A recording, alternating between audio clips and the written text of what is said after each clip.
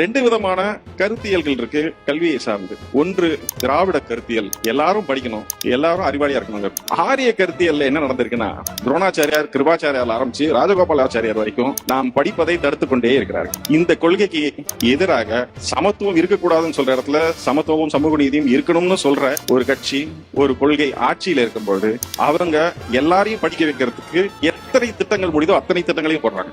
இதை தடுப்பதற்கு அவங்க முன்ன கட்டைவரில் கேட்ட மாதிரி, கர்ணனுக்கு அம்னீஷியா கொடுத்த மாதிரி, இப்போ புதிய கல்வி கொள்கையை கொண்டாந்து இப்படி அவங்க தடுத்து இதை ஏற்க மாட்டோம்னு சொன்னவங்களுக்கு நமக்கு நியாயமா வர வேண்டிய 2150 கோடி பணத்தை தரமாட்டேன்னு சொல்றாங்க. நமக்கு உடன்பாடு இல்லாத அல்லது கொள்கையாக அரசியலாக முரண்பாடு கொண்ட ஒரு கட்சி ஒன்றியத்தை ஆளும்போது எந்த உதவியும் இல்லாமல் கைகளை கட்டி கால்களை கட்டி தண்ணீரில் போட்டதுக்கு அப்புறமா நீந்தலாம் என்று பார்க்காமல் தான் நீந்தி தமிழக மக்களையும் கரை சேர்க்கக்கூடிய ஒரு உழைப்பை செலுத்திருக்கக்கூடிய இந்த முதல்வருக்கு என்னுடைய பணமார்ந்த நன்றிகளை தெரிவித்துள்ளேன்.